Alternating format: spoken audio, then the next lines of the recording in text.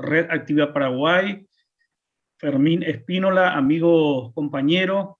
Buenas noches a la licenciada Noelia Quintana Villasboa, a los presentes en la sala. Para nosotros es un grato placer. Quiero comentar algunos procedimientos que vamos a utilizar. Vamos a hacer en primer término la presentación de la expositora, la lectura de su currículum.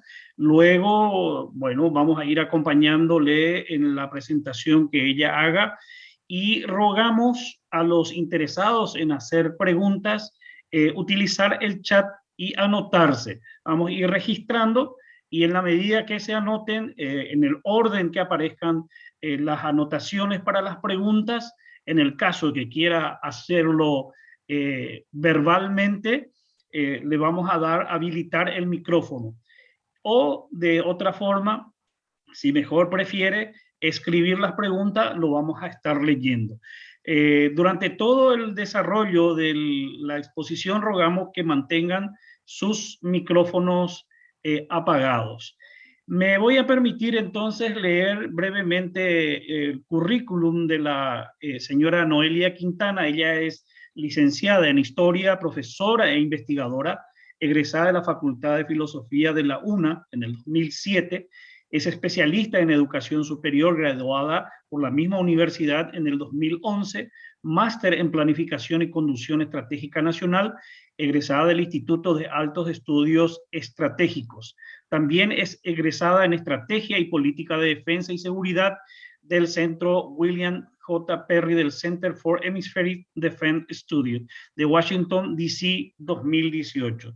Ejerce la docencia en la Universidad Nacional de Asunción, Universidad Nacional del Norte, en el Comando de Institutos Aeronáuticos de Enseñanza, Academia Militar Francisco Solano López y varias instituciones educativas del país. Tiene varias publicaciones, publicó 5 libros hasta la fecha. Las Residentas, el rol de la mujer paraguaya durante la Guerra Grande, aparecía en el 2015, Manual de Didáctica Superior Universitaria en el 2013, Diplomacia Paraguaya sobre Juan Andrés Gelli, plenipotenciario del Paraguay ante el Imperio del Brasil, 1846-1850, material que salió a luz en el 2007, Memorias de la Guerra Grande relacionadas al presidente general Patricio Escobar, en el año 2016, La mujer paraguaya durante la Guerra de la Triple Alianza, su última publicación en 2018. Ocupó cargos como asesora internacional del Security College de Estados Unidos, Washington, D.C., asesora pedagógica del SINAE, Comando de Institutos Navales de Enseñanza, directora del Colegio María del Carmen Morales de Achucarro, directora de prensa de la Universidad del Norte.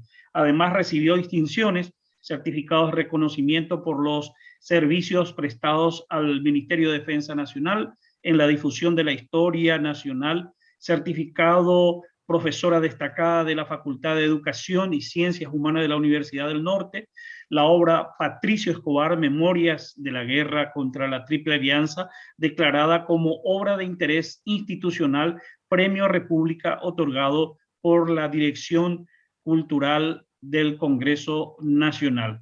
Le dejamos con ustedes a la licenciada Noelia Quintana Villasboa. Tiene la palabra la señora Noelia.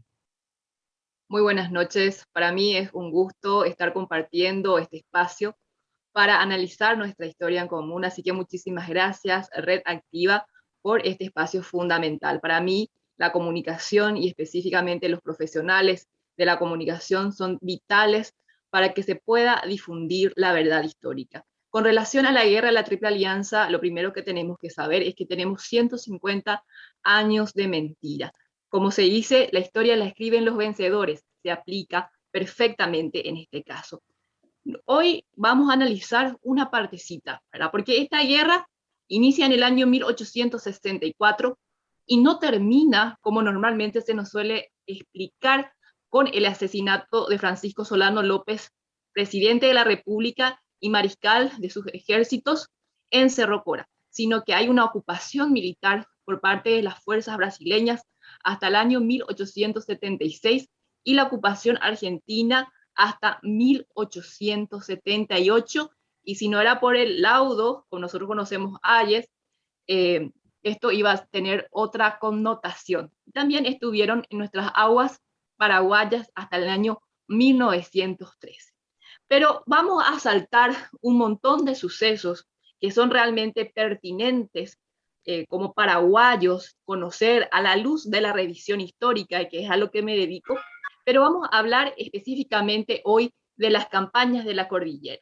Para conocer este tema tan visceral y tan profundo y tan doloroso para nuestra historia del año 1869, tenemos que saber mínimamente algunas cosas. Quiero hablar justamente del comandante de las fuerzas aliadas, el señor Caxias. Siguiente, por favor.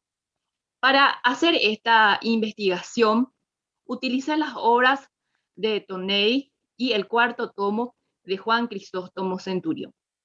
Tenemos que saber que luego de la campaña, justamente que nosotros conocemos como Itaibaté y los aliados mencionan como Lomas Las Valentinas, todo en el mes de diciembre de 1868, se mermó una parte muy importante del ejército paraguayo. En esta situación se da el ingreso a nuestra capital justamente por una porción de aproximadamente 1.700 hombres. El 1 de enero ingresa a Asunción, y luego con el comandante, con Caxias, con el marqués de Caxias, el grueso de todo el ejército brasilero, específicamente el 5 de enero, mientras que las tropas argentinas estaban ubicadas en la zona de lo que nosotros hoy conocemos como Trinidad. En el mes de enero se dieron lo que nosotros conocemos dentro de la historia como el saqueo de Asunción, pero también peculiaridades que no nos suelen comentar, como el hecho de que, siguiente por favor, justamente el comandante de las fuerzas aliadas, el marqués de Caxias, un 12 de enero escribe en la orden número 272, en la cual declara que esta guerra terminó. Y él, por una cuestión de que estaba mal de salud, le escribe al emperador que quería abandonar su puesto. El emperador, por supuesto, no le da un retorno positivo a su pedido, pero de todas formas el marqués de Caxias, entre el 17 y 18 de enero, abandona su puesto de comandante militar de las fuerzas aliadas en territorio paraguayo. Así que queda un interino, el señor Guillermo Javier de Sousa, que no hizo gran cosa, y realmente se puede hablar de un interregno hasta que asume de vuelta la comandancia el conde Deun o Gastón de Orleans. ¿Qué pasa con el conde Deun? Para entender la campaña de las cordilleras es vital que analicemos las decisiones militares de este nuevo comandante aliado.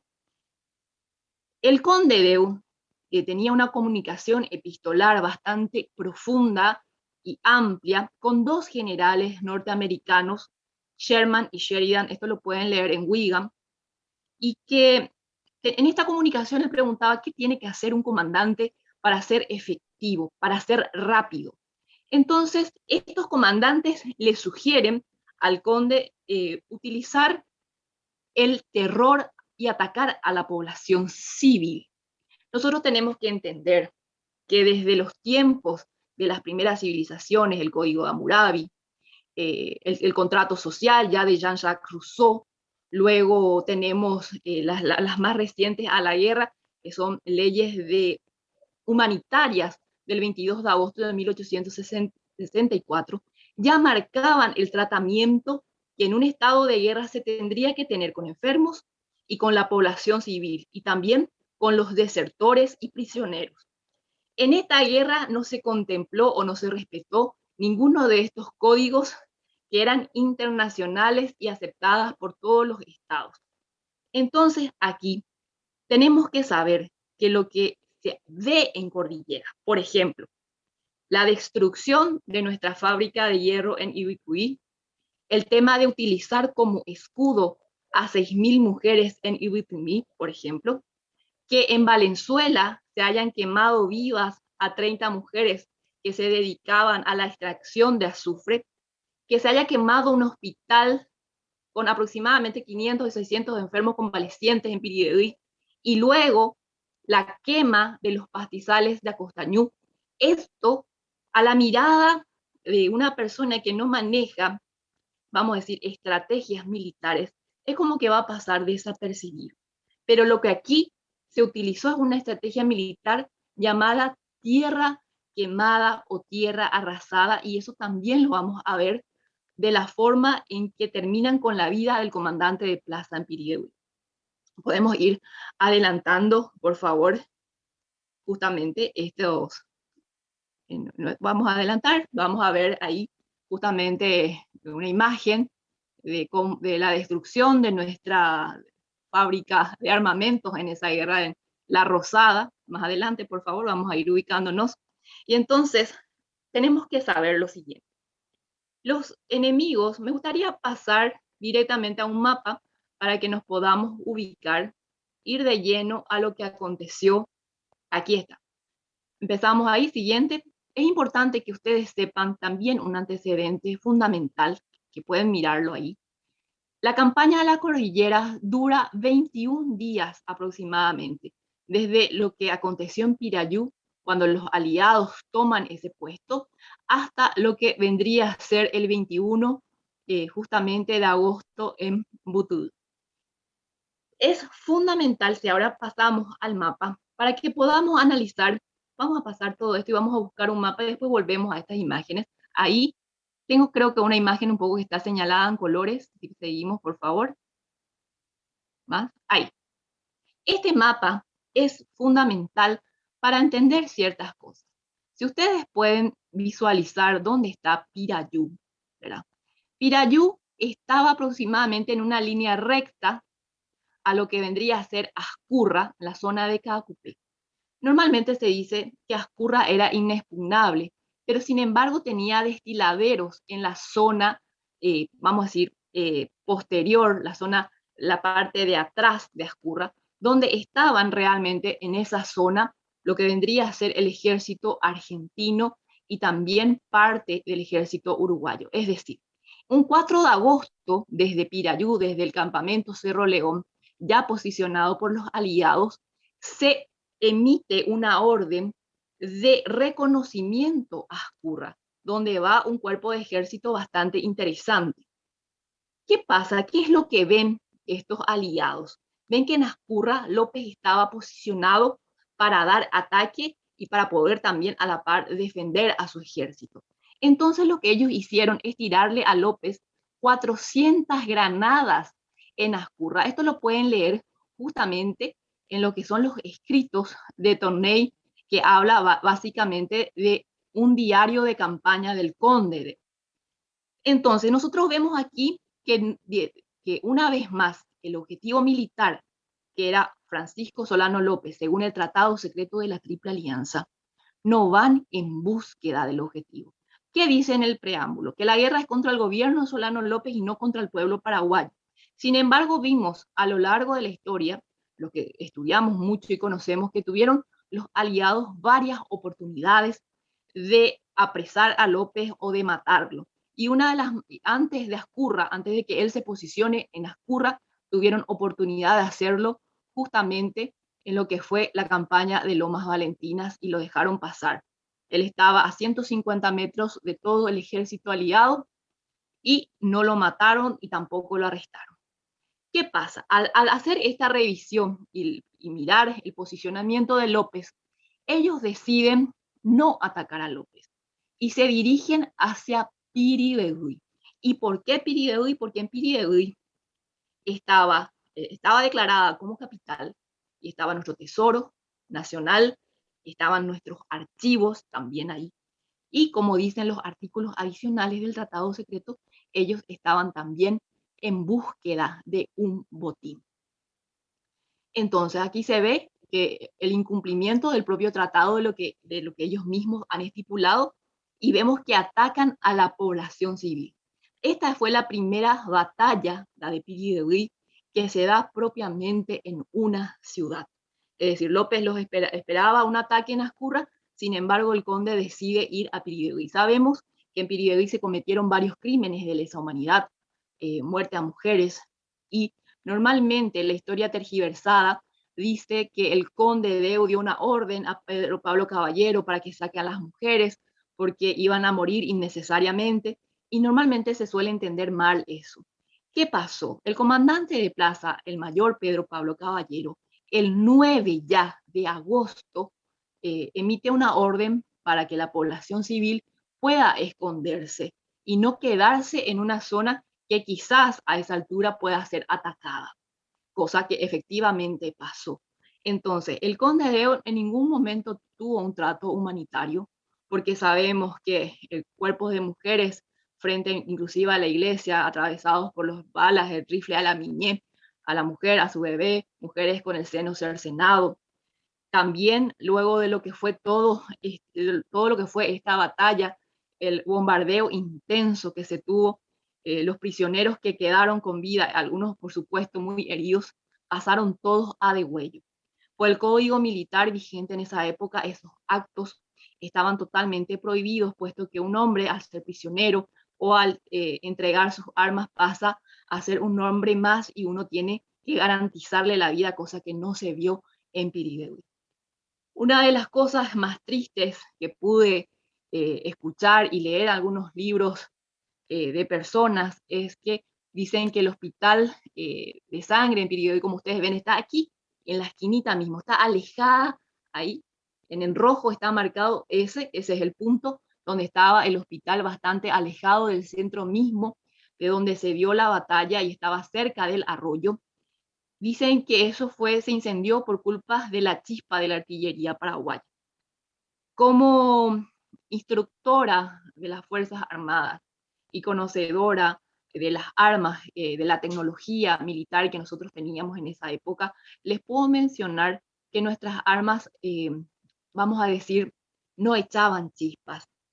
Era un tema de la deflagración, es decir, explotaban, pero no emitían chispas. Y nuestros rifles, por supuesto, no tenían ese alcance de estar en el punto, en la plaza de defensa hasta llegar ahí, porque nuestra tecnología era a bancarga, cargado por la boca significa eso, y a chispa, y apenas había una humedad y nuestras armas no servían. Cuando por la otra parte teníamos armas a retrocarga, a repetición, cañones Whitworth, era una tecnología realmente arrasante. Si nosotros miramos el plano de Piribebuy, tenemos que saber que en la zona norte, justamente, era la zona más débil de la defensa paraguaya. En esa zona estaba la caballería aliada, específicamente la de Mena Barreto. Entonces es ahí que en 3 ocasiones intentan arremeter contra esos jóvenes de 14, 15 años. Entonces, justamente, el capitán Solalinde, paraguayo, a lo lejos puede distinguir la jerarquía de Mena Barreto y le dice a Gervasio León, mata a ese hombre, y le dice, Yucapea, ¿verdad? Le dice en guaraní. Estos datos nosotros podemos tener de las memorias del cohetero, de nuestro cohetero Hilario Amarilla. Entonces, con un tiro certero en la ingle, Gervasio León con su rifle a chispa, bueno, hace que caiga nada más y nada menos que el general del segundo cuerpo del ejército del Brasil. Lo sacan de ese lugar, lo llevan hasta una casita, lo acuestan sobre un cuero, mandan llamar a un cirujano, a un médico, pero él muere desangrado. ¿Por qué mencionamos esto? Normalmente dentro de la historia se habla mucho del tema de la homosexualidad del conde y que a consecuencia de la muerte de Mena Barreto, él comete estos crímenes de lesa humanidad.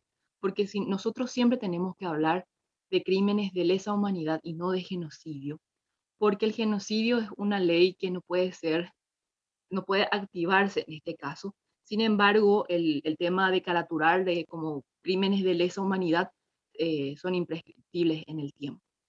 Bueno, entonces, lo que pasó, según las memorias de Hilario Amarilla, es que se presenta un hombre frente al conde y le dice al conde, el conde le pregunta cuáles son, qué está pasando, le da informes, paraguayo el que se le presenta, ¿no?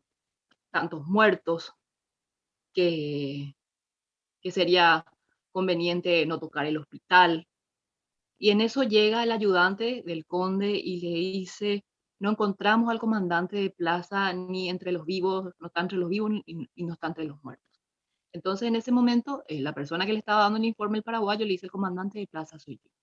Es decir, el mayor Pedro Pablo Caballero le dice esto al conde, el conde le da la espalda, según lo que tenemos esto escrito, y ordena la detención. Cuando también recibe el informe que Mena Barreto eh, estaba muerto, entonces el conde le culpa al jefe político de Piriduy y le culpa al comandante de plaza, al mayor Pedro Pablo Caballero, de la muerte de Mena Barreto. Entonces, si retrocedemos más, por favor, el PowerPoint, vamos a mirar una técnica utilizada con el comandante de plaza que se llama descuartizamiento. Vamos un poquito más atrás, por favor, y vamos a poder ver esta técnica. ¿Qué es lo que pasaba? El muchísimas gracias. El descuartizamiento se utilizaba cuando existía una ofensa en Europa, se utilizaba mucho, pero hacia el monarca. Como ustedes ven, las extremidades y el cuerpo suspendido, justamente por los animales, por caballos, estos se estiraban y se le descuartizaba de esta forma a la persona. Como el conde de Eu formaba parte de una aristocracia, él se creía con las mismas potestades. Y según las memorias de Hilario Amarilla, le suspenden al comandante Pedro Pablo Caballero en la misma posición, pero con cañones, a cañones, y le suspenden el cuerpo así suspendido en el aire, le intima rendición, el comandante no se rinde, entonces pasan a la siguiente parte, empiezan a lacerarlo, se le desollaron toda la piel y dicen que no emitía quejas el comandante y tanto así es que se desmayó de dolor pero no se quejó. Al recuperar un poco la conciencia le vuelven a pedir rendición, pero esta vez frente a su esposa. No se rinde y lo decapitan en el instante. Estos son crímenes de lesa humanidad que tenemos nosotros documentados y forma de encarar un futuro juicio, pero para eso necesitamos una magistratura política. Con este tema quiero cerrar que ningún paraguayo nunca jamás salió de nuestra boca o de nuestra pluma el tema de la homosexualidad del conde. Esto salió a luz a través del periodismo portugués y específicamente de uno de los periodistas que hizo entrevistas justamente a los militares que formaron parte de esta guerra y ellos fueron los que hablaron de este amor tórrido de campaña entre el conde y Mena Barreto. Lo que sí podríamos decir es que Oleari fue una especie de chismoso porque él lo vuelve a repetir, ¿verdad? Pero esto no salió de Paraguay. Además, la sexualidad en este caso es lo de menos. Aquí lo que debemos juzgar fueron las decisiones y las órdenes del comandante de la Triple Alianza. Vamos a pasar a esto y les quiero decir que aquí empiezan una de las más grandes mentiras. Si podemos volver al mapa, por favor. Luego de esto, en cada cupé estaba el primer cuerpo del ejército, estaba conformado por 6.000 hombres de las tres armas al mando del general Resquín, en la zona de cada cupé que también está señalizada. Este primer cuerpo del ejército, donde iba acompañando a este cuerpo el mariscal Francisco Solano López, iban camino hacia Caraguatal. También en Cacupé se encontraba el segundo cuerpo del ejército que estaba compuesto, escuchen bien este dato, y lo pueden corroborar justamente en el tomo cuarto de Juan Crisóstomo Centurión, que habla de 6.000 hombres de las tres armas que tenían la misión de escoltar carretas hasta Caraguatá y que era bastante deficiente esta misión por el hecho de que nosotros carecíamos a esa altura de elementos de movilidad. También Bernardino Caballero llevaba a una población civil consigo. Hablan de 5.000 personas civiles, aparte de los 6.000 hombres de las tres armas. Lo mismo El primer cuerpo del ejército también llevaba una población bastante numerosa de civiles, en mayoría mujeres y niños. Lo que no se nos suele contar es que había una tercera fuerza al mando del coronel del Valle. El coronel del Valle es el que llevaba mayor cantidad de civiles, una cantidad de 6.000 personas aproximadamente. Es decir, aquí si nosotros podemos, si continuamos, voy a marcar una ruta siguiente, por favor. Vamos a ir avanzando porque es vital ubicarnos en la geografía. Si pueden avanzar, por favor. Siguiente. Vamos a ir a buscar un mapa de Costañú. Vamos a adelantar, por favor. Siguiente. Pasamos todo esto. Siguiente. Ahí. Eso. Después voy a volver a algunos decretos. Como ustedes pueden visualizar, el camino que está en amarillo empieza en Piribebuy y termina en la parte de arriba, que es la zona también señalizado con una X, que es la zona de Caraguatá, y en el medio está señalado justamente la zona de Barrero Grande. Aquí nosotros vemos que el 14 justamente de agosto, el primer cuerpo del ejército está y se centra y descansa cerca de las inmediaciones del puente de Piribebuy. Piribebuy ya estaba totalmente rodeado y ocupado por los aliados. Sin embargo, no hicieron nada a este primer cuerpo que estaba junto a ellos. A las 12 de la noche ese cuerpo se pone en movimiento y va camino, pasa a Barrero Grande y va camino a Caraguatá. Cuando alcanzan Barrero Grande, según Juan Crisóstomo Centurión, dice que el ejército argentino que estaba por la zona de Altos y de Atigrá iba a salirle al paso y que ahí se iba a dar la batalla y que ellos, el primer cuerpo, estaba con un patriotismo tan grande que estaban preparados para morir en ese combate. Pero esto no se dio. En la zona también de Barrero Grande estaban también los aliados asentados, pero le dejan pasar a López. No van en búsqueda de López. Y eso que tenían un acceso directo, como ustedes lo pueden ver, sin ninguna restricción en amarillo. Ahora les pido que se fijen, por favor, en los caminos que están marcados en celeste. Son 3 rutas, son 3 accesos.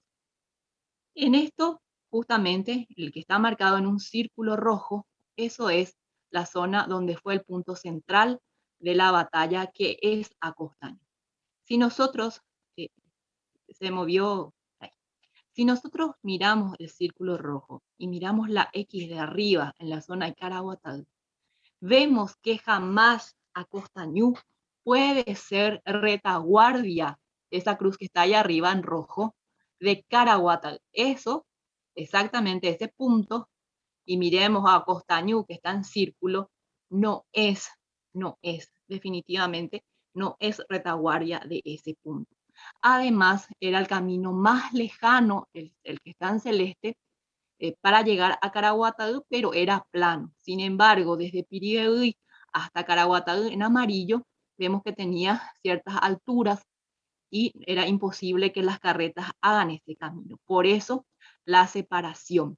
Además, en temas de guerra hay que separar a los cuerpos de ejército para que no caigan todos y que todos sean exterminados a la vez. La intención es salvar vidas. Pero con esto vemos que los enemigos que estaban en la zona de Barrero Grande llegan al punto central de Acostaño a las 6 de la mañana. Ellos fueron los primeros en llegar. El conde Deu, que estaba en esta zona, hacia Cacupé, llega recién a las 11 de la mañana en el punto álgido justamente de la batalla. ¿Por qué menciono esto? Porque tienen que saber que la prolongación de esta batalla, es decir, algunos dicen 6 horas, otros dicen 7 horas, es justamente por eso, porque los aliados iban llegando por parte, no es que fue un ataque en estampida de todos los aliados juntos, fue en un proceso. Entonces, a las 8 de la mañana, justamente Bernardino Caballero se dispone, ¿verdad? Él se dispone a, bueno, realmente tenía espías que le decían se están desplegando desde Barrero Grande y están llegando. Ahí él coloca justamente su artillería y a las 8 de la mañana comienza este ataque.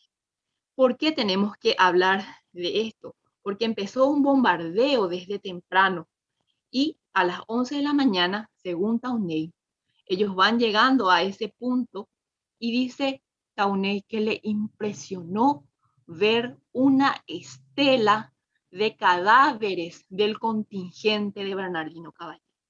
Lamentablemente, nuestra historia se escribe por intereses políticos y hay una historia oficial escrita por colorados, otro por liberales, y así sucesivamente sacan de toda objetividad lo que aconteció en Acostaño. Yo les puedo decir, señores, que Bernardino Caballero efectivamente sí peleó, porque nos cuenta Taunay que empezaron a bombardear a las posiciones de Bernardino Caballero y él eh, le vio herido a Bernardino Caballero en el campo mismo de batalla. Eso pueden buscar justamente donde Taunay nos relata sobre cordilleras. Bueno, a partir de este punto, tenemos que saber lo siguiente. Ese círculo que está en rojo, Acostañú, o Rubio Ñu, como se le decía, eran las tierras de la madre, del hombre de confianza del Imperio del Brasil, de Cirilo Antonio Rivarola. Un día antes, todavía ni se cumplieron bien 24 horas, que el gobierno provisorio jura sobre la Constitución o la Carta Política de 1844, que versa que tenían que cuidar a la población civil, dice esa carta política que funcionaba como constitución. Sin embargo, para acceder al poder, ellos viajaron en el mes de junio para firmar un acuerdo con los aliados de que ellos no iban a tener injerencia en las acciones militares desplegadas en nuestro territorio. Juran el 15 de agosto y el 16 de agosto, que no es una casualidad, se da esta matanza de niños en la tierra de la madre de Cirilo Antonio Rivarola. Entonces, aquí tenemos en Paraguay un peligro muy grande, que es romantizar la muerte de los niños de Acostaño. Ustedes tienen que saber que cuando, por supuesto, entre 22.000 a 30.000 hombres frente a 6.000 hombres, realmente hay mucha diferencia, aparte del recurso humano, también la parte tecnológica. ¿Por qué llega a la instancia civil? ¿Por qué llega a la instancia de los niños? Donde nosotros decimos realmente mal la batalla de los niños, porque esto no fue una batalla. Y para eso voy a brindarles ciertos conceptos militares. Para los aliados, hasta hoy en día es importante que cuando se pasa a los civiles, porque una cosa es atacar a los militares que estaban en desventaja, que también había una ley sobre eso, pero vamos a dejar esa ley de paso y vamos a fijarnos justamente que atacan a quien tiene armas. ¿Por qué atacan a la población civil que estaba en retirada, que no estaba en posición de ataque, que no tenía armas y que es mentira que ellos estaban disfrazados, que tenían barbas postizas, que tenían armas de madera? Todas esas mentiras nos inculcaron e impregnaron en nuestra mente y en nuestro corazón porque los aliados necesitan con urgencia decir eso. Para el Brasil fue una batalla, para ellos sí, por supuesto, porque procedieron ante una masa, porque procedieron ante un pueblo. Fue prevista esta batalla por los brasileros, por los argentinos, uruguayos y la Legión Paraguaya, que se suma a esta guerra en el artículo 7 del Tratado Secreto. Para ellos fue esto una batalla.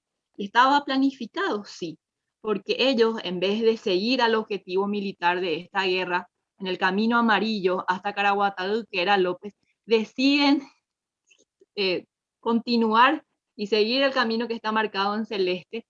¿Por qué? Primero que nada, porque Caballero llevaba la logística del ejército, municiones, armas, banderas. Desde el punto de vista militar, atacar a esa logística es entendible porque, como nos dice Clausewitz, tenemos que desarmar al enemigo. Les podemos entender a esa decisión del conde Deu, pero lo que no tiene una justificación es pasar a la población civil ya indefensa y que no era un objetivo militar. Entonces tenemos que hacernos ciertas preguntas. ¿Esta batalla fue prevista por los niños? No, por supuesto que no, ellos no estaban en posición de ataque. ¿Corrían riesgo los impedimentos aliados ante los niños? Por supuesto que no. ¿Utilizaron los aliados maniobras de guerra operativa? Sí, utilizaron el cierre, el corralito o el envolvimiento. ¿Los niños eran objetivo de guerra? No. Ellos estipularon que criaturas, ni mujeres, ni civiles, en el preámbulo, eso se puede leer del tratado secreto. ¿El Paraguay en esta batalla de Acostañú fue al ataque? No, no fue al ataque. Y tampoco provocó ningún combate en Acostañú. Ellos estaban en retirada. Entonces, ¿los niños eran una amenaza ante la logística aliada? Por supuesto que no. Algunos apátridas dicen que los niños tenían una tacuarita afilada y que eso ya era suficiente para que los soldados bien pertrechos puedan proceder ante la vida de esos niños. El tema del disfraz, si nosotros utilizamos esa lógica del disfraz y las muertes que eran a degüello o que eran rifles, que tenían una mira para dar al objetivo, es decir, no vamos a tener en claro que uno está atacando a niños de 8, 12 años, etc. Por eso es importante que retrocedamos y miremos unos decretos, por favor. Aquí se ha instalado, por ejemplo, podemos ir retroceder. Ahí, uno más, por favor. Uno más, ahí está, perfecto. El decreto del 14 de febrero, como escribió una historiadora en sus libros, donde decía que López declara la mayoría de edad a los niños, eso es una falsedad. Ustedes este decreto pueden bajar del Archivo Nacional, está digitalizado y solamente es un estudio que se hizo a pedido del mariscal, que lo firma el vicepresidente Sánchez, para saber quiénes son es decir, un padrón de emigrantes, de ver quiénes eran extranjeros y quiénes podían trabajar en la agricultura. En ningún momento en este decreto menciona que los niños de 12 años son considerados ya hombres para la batalla. Siguiente, por favor. El último enrolamiento que se hizo fue en fecha 22 de abril de 1869. Y es aquí donde hay vamos a decir, una falta de conocimiento, porque una cosa es el enrolamiento y otra cosa es el reclutamiento. El enrolamiento se hace, y más todavía en un estado de guerra, para saber y analizar el potencial militar que tiene aún ese país. El reclutamiento es la efectivización de esa capacidad que tiene el país. Este decreto habla claramente de un enrolamiento, que es saber nada más que el potencial militar, pero de hombres, no de niños. Siguiente imagen. Normalmente en las redes sociales solemos leer que nos presentan nombres de niños, pero es una lectura cortada. ¿Por qué? Porque si nosotros ampliamos esta imagen, van a ver el nombre, es decir, van a leer el nombre de la criatura y la deficiencia física que tenía. La mayoría de los niños que están en esta lista, por supuesto, por el trauma de la guerra, lo escribieron así, estaban dementes, algunos eran paralíticos, tenían problemas del estómago, en algunos van a leer inclusive inútil, y es un padrón de pobladores que se mandó a realizar en 1865, no en 1869, como nos suelen mostrar, y además no muestran las deficiencias físicas, solamente la lista de nombres. Así es como se altera también nuestra historia. Siguiente, por favor. Bueno, entonces, una vez más es importante que tenemos que entender que la batalla en Acostañú se dio, sí, pero por la existencia de esos 6.000 hombres y también porque los aliados iban llegando, vamos a decir, en intervalos determinados, no atacaron todos juntos a la vez. Con relación al incendio, hice un cotejo de varios memorialistas, tanto paraguayo como el de Centurión, como del ejército aliado. Y dicen que fue por culpa, algunos de verdad dicen que fue por culpa de los cohetes paraguayos, ¿verdad? El incendio. Pero si era culpa de los cohetes paraguayos, según lo que pude analizar e interpretar de los documentos, esto debió darse durante el proceso de batalla, pero donde los aliados, vamos a decir, nos ponen, es decir, se revelan realmente de lo que aconteció cuando todos afirman que el incendio fue al final. Al final ya no teníamos absolutamente nada. Mirando Centurión, Centurión habla del incendio al final, Taunay habla del incendio al final, y entonces aquí vemos una vez más que se aplicó una estrategia militar que fue la tierra arrasada. El fuego desde el mes de mayo que está presente en las incursiones del ejército aliado, destrucción de la fábrica, también el tema de la utilización de mujeres, quema en Valenzuela, quema en Piriguí y quema en Acostañú. Esto no es una coincidencia o una cuestión fortuita de la batalla. Esto es algo premeditado. Esto es una técnica militar utilizada específicamente en Acostañú. De ahí que la revisión histórica nos dice que justamente estos niños podemos concluir que fueron realmente masacrados. Si mujeres y algunos niños sobrevivieron de Acostañú, justamente se da como el caso de Benjamín Acebal, que su madre cavó un pozo y le esconde a su hijo. Siempre escuchamos que las madres estaban escondidas en los bosques mientras los hijos daban batallas, y no existe madre que haga eso y que le deje enfrente de soldados bien pertrechos justamente a niños tan pequeños, ¿verdad? Entonces tenemos que saber justamente esta verdad.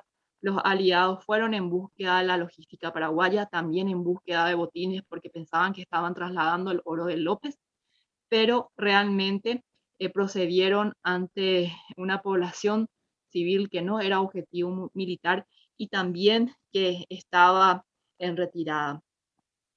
Ciertamente, López, el 16, no estaba en Caraguatá, él ya estaba en camino a Valleí y envía un refuerzo al enterarse de lo que le estaba pasando a Caballero, envía un escuadrón de caballería que estaba al mando del entonces ministro de Guerra, don Luis Camino. Es decir, envía una fuerza, lo deja ahí para la protección, llegado el caso del segundo cuerpo del ejército, pero esto con el correr de la batalla no hubo caso de poder auxiliar. Entonces, el genocidio de los niños se produce en esta estancia. Freire Rivarola, de la madre justamente de Cirilo Antonio Rivarola, el cauce del Yucurú estaba totalmente colmado de cadáveres. Los niños se llevaron la peor parte, fueron degollados y quemados en los pastizales de Acostañú. Ciertamente el tema de una derrota heroica siempre merece la simpatía de los pueblos y aún de los propios vencedores. Pero en esta guerra cada vez es más apropiado decir que hay derrotas gloriosas como victorias vergonzosas, como en este caso. Hagamos justicia a nuestros niños mártires con la verdad absoluta de estos hechos de aquel 16 de agosto del año 1869, donde la Alianza asesina a niños que apenas estaban asomados a las riberas del agua. Muchísimas gracias por su atención. Muchísimas gracias a usted. Bueno, muy interesante la revisión histórica. Está abierto el chat para aquellas personas que quisieran hacer comentarios, consultas. Yo creo que nuestra historiadora abordó aspectos bastante polémicos, por así decirlo, algunos temas que están muy instalados en el consciente colectivo social, como ella misma lo afirmó, una especie de mitos de heroicismo o romanticismo sobre un hecho tan triste y tan luctuoso como fue lo de Acostañú. Así que dejo abierto la consulta a los participantes de este encuentro. Celso Jiménez, tiene la palabra Celso. Sí, gracias, Elvio. Excelente la presentación de la disertante. Agradecerle y felicitarla por su exposición. Yo tengo algo que hace bastante tiempo anda dando vueltas en mi cabeza, que es precisamente el tema del necesario revisionismo histórico de nuestro país. Si bien hoy abordamos una campaña de la Guerra Grande, como llamamos nosotros, la necesidad de, no sé si decir de reescribir, ¿verdad? Pero sí de reanalizar o redescubrir de repente la historia paraguaya desde la misma independencia. La historia siempre se dice que, como decían anteriormente también, le escriben siempre los vencedores, ¿verdad? Pero pasado el tiempo, yo creo que es hasta un derecho del paraguayo de, de tener la verdad, de acceder a la verdad de nuestra historia o a hechos que tal vez no se conocen, pero con bases hasta científicos, ¿verdad? Un revisionismo responsable que pueda de repente hasta redescubrir, o no sé si decir redescubrir, pero darnos nuevamente un sentido del ser paraguayo que nos ayude realmente a valorar o a revalorar lo que somos los paraguayos y lo que es nuestro gran país. Mucho tiempo perdimos, pareciera que el tema patriotismo, por distintas cuestiones que tal vez no viene al caso ahora a comentar, ¿verdad? Pero sí soy partidario, y esa es la pregunta, si coincide o no con lo que yo veo como necesario, un revisionismo histórico completo de lo que es la historia, valga la redundancia, de nuestro país. Ese sería el planteamiento, o ese sería. Bueno, buenas noches, Celso querido, ¿cómo estás? Me permito enriquecer tu visión. En la Academia Histórica Diplomática del Paraguay encontré una documentación que próximamente voy a estar publicando en mi libro, que versa de la siguiente manera. Fue una orden justamente de los aliados para las políticas educativas en Paraguay.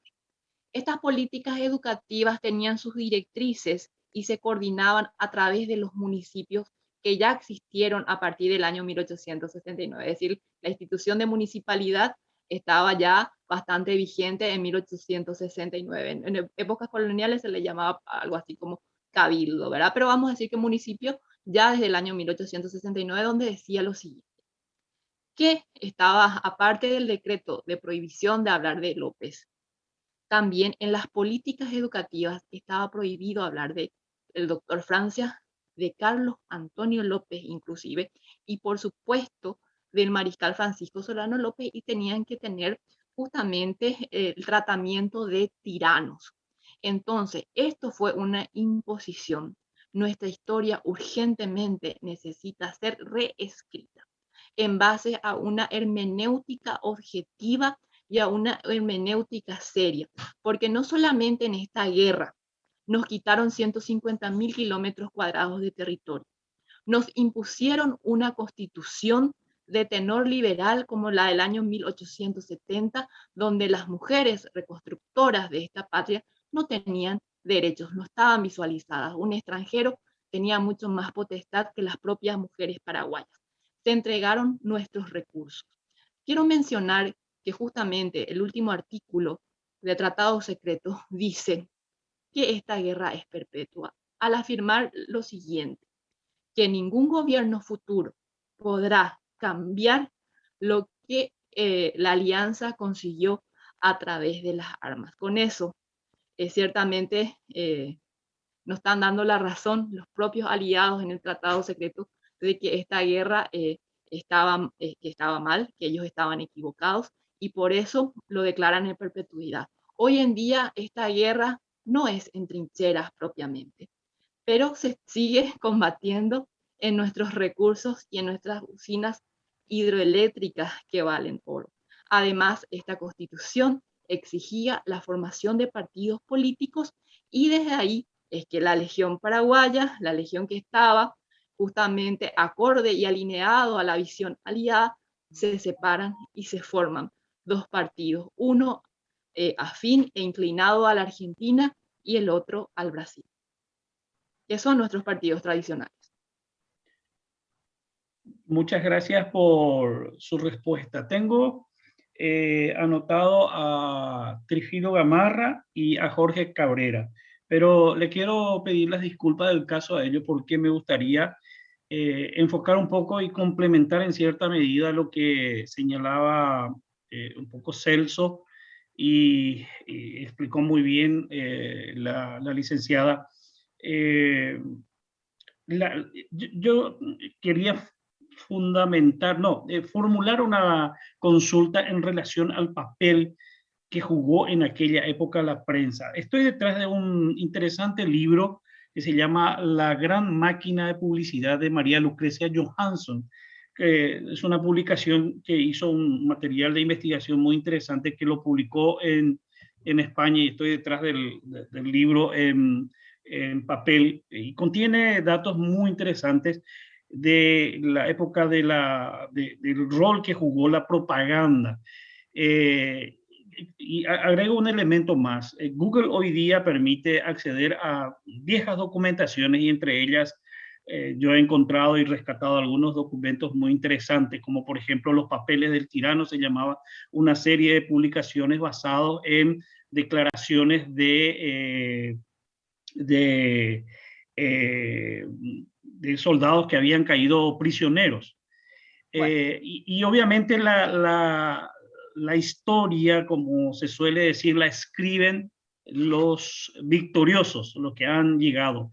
Gran parte de eso que señalaba un poco Celso, de la necesidad, y lo que lo dijo usted también hace un ratito, de la necesidad de reescribir la historia, pasa un poco, quizás, y ahí va la pregunta, por el papel que jugó la prensa en aquel momento.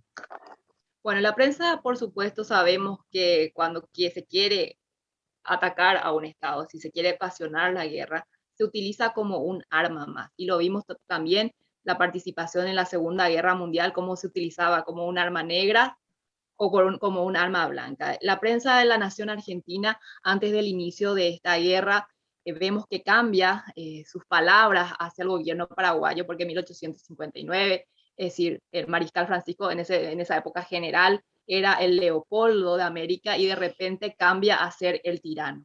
Justamente lo que vos mencionás, los papeles del tirano, la primera versión es del año 1869. En esa versión dice este libelo, este panfleto, nada serio, escrito específicamente por los argentinos, que justamente en Piribebuy muere el vicepresidente Sánchez. En la versión de los mismos papeles del año 1870 ya no existe esa página con esa mención del año 1869 que pueden descargar porque está en digital de la Biblioteca Nacional, y cambian, y ahí recién ponen que esto va a ser que muere en Cerro Cora, pero la primera versión no dice eso. Segundo, los testimonios de Duprat, por ejemplo, justamente dice en la carátula de los testimonios de Duprat, a pedido del gobierno argentino, dice. Entonces, por supuesto que la prensa se utiliza, y hasta hoy día vemos con otras connotaciones, para seguir instalando una mirada internacional, porque al ser publicado el tratado secreto, porque vemos por escrito la sentencia a muerte del Paraguay, causó mucho alboroto y mucha conmoción en la mirada internacional. Hoy en día se utiliza novelas como por ejemplo El Tiempos del Emperador, donde vemos totalmente desdibujado a un López que llega, que quiere atacar al Brasil, que se quiere casar con la hija del emperador cuando efectivamente la criatura tenía aproximadamente 9 años. Es decir, hay una distorsión para instalar una mirada internacional y seguir diciendo que fueron los civilizadores. Sin embargo, el pueblo paraguayo nunca se quejó de su gobierno, igual justamente también los uruguayos, cuando estaba el gobierno blanco al frente justamente del gobierno oriental. Y vemos nosotros aquí esta manipulación por parte de la prensa, y específicamente con más intensidad de la Argentina, porque la alianza se gesta no el 1 de mayo, sino en junio de 1864. Entonces era imperioso para la Argentina quedar como un país agredido, cosa que no fue tal, porque ahí tengo que contarles muchas cosas. Toda la parte del territorio que pasó al ejército paraguayo era territorio paraguayo todavía y no pertenecía a la Argentina, puesto que las negociaciones del año 1852 no se ratificaron por los congresos. Es decir, no se cedió la parte del Chaco a Paraguay y tampoco la parte de las Misiones. Si se hizo ese pedido de paso fue por un pedido de Urquiza, que ustedes lo pueden leer en Efraín Cardoso, donde le decía, pedile, hace como un gesto para que Mitre vea que vos no tenés intenciones hostiles. Y también, por supuesto, hay que analizar mucho el papel de la masonería. Don Pedro II, grado 33, Mitre, grado 33, Urquiza, grado 33. Hay muchas cosas que me gustaría comentarles, ¿verdad? Pero Francisco Solano López no era masón y eso hasta hoy día no pudieron confirmar lo contrario. Muchas gracias, muy interesante. Está abierto para la posibilidad de seguir hablando, pero tenemos compañeros que están queriendo participar también. Le doy la palabra a Trífilo y después a Jorge Cabrera y posteriormente a Fermín Espínola. Solamente celebrar y felicitar la exposición de nuestra bella historiadora. Yo le he leído y seguido a Luis G. Benítez y por primera vez veo una historiadora mujer. Felicitaciones, con la mano en el corazón te digo, Noelia. Y te seguía con mucho respeto y emoción porque provengo de un departamento donde yo digo que es el altar de la heroicidad, el departamento de Ñembucú, donde se peleó también palmo a palmo la guerra injusta contra el Paraguay. Y celebro viendo a la mujer historiadora y la otra compañera que está ahí atenta, porque las mujeres levantaron nuestra nación tanto después de la guerra del 70 como del 32 al 35. Efectivamente, así es. Y justamente también es bueno aclarar, ya que estamos hablando de libelos publicados, uno de los más grandes es el libro de Thompson. Ustedes tienen que saber que Thompson no era ingeniero, era afinador de pianos. Y justamente Andrés Oves, G.G. Oves, dice que fue él el que escribió el libro, firmó Thompson y fue publicado en Londres. También la obra de Thompson no es viable hoy en día por las revelaciones que nosotros tenemos de la forma en que fue escrito y cuál fue el objetivo. Ok, muchas gracias. Adelante, Jorge. Tu micrófono, Jorge, habilita tu micrófono. Ahí estamos, gracias Elvio, gracias licenciada. Quería bajar sobre la mesa, digamos, o conceptualizar lo que pasó en el marco de la guerra. Eso es genocidio, eso es crimen de lesa humanidad. ¿Hay alguna instancia hoy y hay condiciones para un resarcimiento material o moral, aunque sea? Por supuesto, porque nosotros tenemos antecedentes en las cortes internacionales, la Haya, la ONU, donde vimos justamente al pueblo judío que pudo poner su caso frente a estas cortes internacionales. Nosotros efectivamente no vamos a poder recuperar, vamos a decir, nuestro territorio que fue justamente negociado y entregado, de ahí la ocupación militar. Una ocupación militar no tiene sentido en un país que está totalmente destruido. En esa época éramos 1.100.000 habitantes, de los cuales quedaron 250.000 almas, mujeres y niños en mayoría.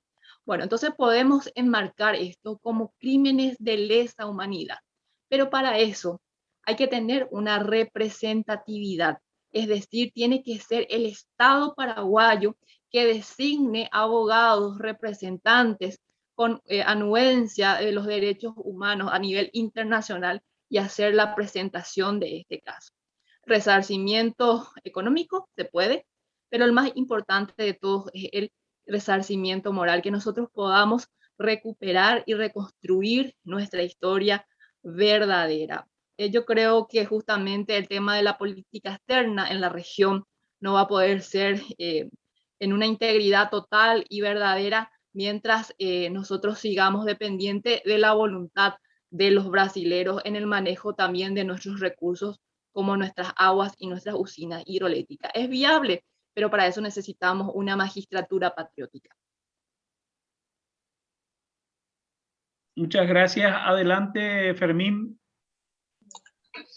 Una consulta, teniendo en cuenta de que Cirilo Antonio Rivarola figura en una galería de hombres ilustres en su ciudad natal de Barrero Grande, hoy día Eusebio Ayala, ¿cuál es el mérito de esta persona teniendo en cuenta su protagonismo durante la guerra de la Triple Alianza?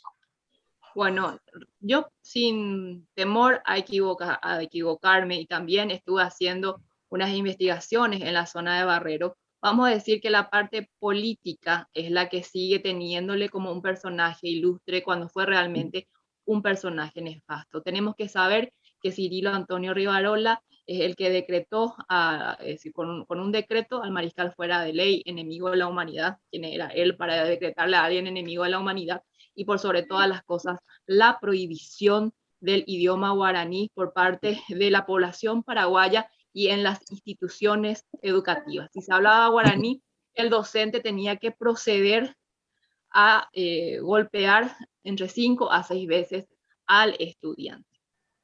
Es decir, aparte de las entregas y atentar contra nuestra cultura y contra nuestra identidad, no hizo absolutamente nada bueno.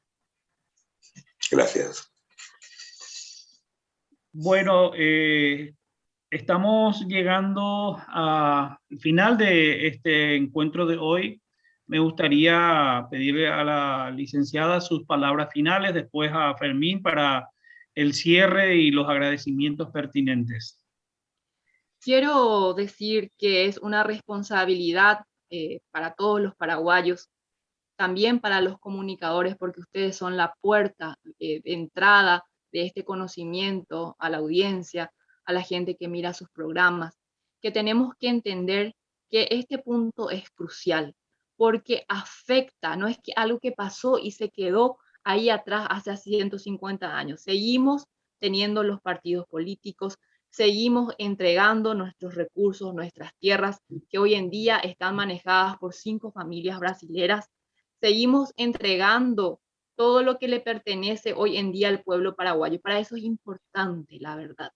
Para eso es importante instalar esto en la mente del paraguayo y que tenga la oportunidad de abrir los ojos ante tanta mentira y poder recuperar su autoestima, poder reconstruir su historia y saber realmente qué aconteció con el Paraguay y cómo quebraron nuestro modelo propio, sin mirar los modelos o las leyes de aquella época, ¿verdad? Y bueno, y sucesivamente, las revoluciones que tuvimos, 1904, 1922, 1947, toda esa anarquía que vivió el Paraguay fue consecuencia, como la guerra del Chaco, de este punto focal de nuestra historia, donde no solamente tuvimos un genocidio poblacional, sino también el cultural. Muchas gracias. Antes de darle la palabra final de despedida a nuestro presidente de la asociación, quiero leer algunos mensajes. Alcide escribió: muy necesario revisar nuestra historia. Víctor dice: excelente la exposición de la licenciada, y será que hay predisposición de parte del gobierno para acompañar esto. También comentar que estuvimos transmitiendo a través de nuestro canal de Facebook Live y también la retransmisión de Santa Rita, de los colegas de la red Interior TV de Santa Rita. Fermín, las palabras finales de mi parte, el agradecimiento y la oportunidad. Dejamos abierto el canal para otro encuentro donde podamos profundizar un poco más otros aspectos de la historia del Paraguay, que siempre es muy interesante y atrayente. Gracias, Elvio. Agradecemos a la historiadora Noelia Quintana por su brillante exposición acerca de una de las etapas más cruentas de la guerra contra la Triple Alianza. Gracias a Jorge por la coordinación de este evento. Gracias, Elvio Venega, por tu cooperación de siempre. El espíritu de la RAP es el de poner a consideración de asociados y amigos temas de interés general. Cada semana, oportunamente, estaremos informando sobre nuestro próximo evento. Gracias a todos. Muy buenas noches. Buenas noches. Muchas gracias. Buenas noches a todos. Buenas noches. Muchas gracias. Buenas noches. Buenas noches.